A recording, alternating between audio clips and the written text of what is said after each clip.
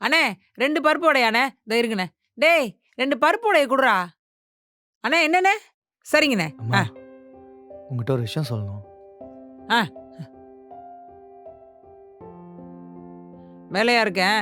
சாயந்தரம் பேசிக்கலாம். பரவாயில்லம்மா, வேலை செஞ்சுக்கிட்டே கேள. அண்ணே சாம்பார் வந்துட்டு இருக்குண்ணே.